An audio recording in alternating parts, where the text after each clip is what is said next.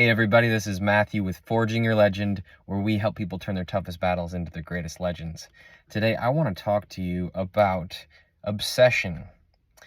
We could also call it passion, because depending on how it shows up, it has different faces and different names to different people in different situations.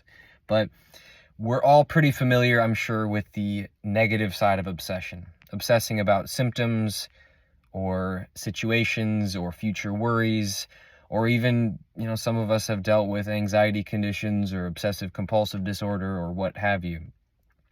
So we know what that looks like. But the thing I want you to understand is that is a neutral force, that obsession, that passion. And it can either be good or bad depending on how you use it. And the thing that I want to share today is when I realized that I didn't necessarily have to stop being obsessed or passionate, I just had to learn to channel it better, everything opened up in my journey. Because sometimes going for calm, going for ease, going for quieting the mind is great, and it's what you need to do. And sometimes that's just not going to happen. I was one of those people who realized it was actually more stressful sometimes to try to get to calm in the way of like a clean, quiet mind than it was to just channel my obsessive or passionate tendencies in a different direction. And so I did a lot more channeling than I did quieting. And ironically, that led me to a lot more quiet and calm in the long run than if I'd focused on quiet and calm in the short run. It's not to say I wasn't trying to calm, I just wasn't trying to force it. I knew myself and I knew my brain. I knew that I tend to be very passionate and need something to focus on. And so I chose to focus my energy on healing.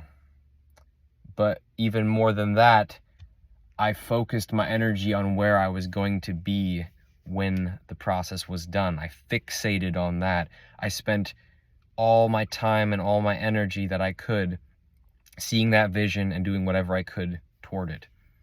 I did my rounds every day without fail for over 3 years. I was always doing my walking, at least once I reached the point where I could walk. I had certain benchmarks that I set for myself, and I fixated on reaching those benchmarks each day. Now, this might not be the right approach for everybody, and that's okay. You might be able to take a piece of this and discard another. That's part of the process.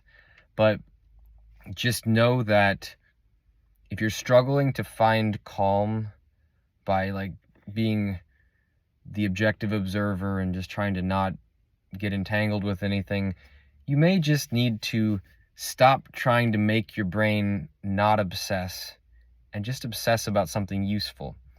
The key is for it to not be stressful. And that's partly involved with just making a really conscious choice that this is what you want to do, not what you have to do. And also, don't make it about checking off things on the list unless that's what feels right for you. It did for me, but for you it might just be, I'm going to give myself all these things, and it's not about completing them. It's just about doing as much as I am able. And maybe in the moments where you don't have as much capacity, you're not going to be pushing yourself. You're going to be just saying, okay, my obsession for these moments is what's the best, most beneficial, most peaceful thought I can think right now, or the most happy thought I can think right now. What's the most beneficial thing I can do? Just always going to that. And that kind of fixation, that kind of obsession, that kind of passion will lead you home. Thanks so much for watching. If you found this helpful, leave a comment, like, subscribe, share, follow, whatever the case may be. And you can find more at forgingyourlegend.com. Thanks so much for watching, and make it an amazing day.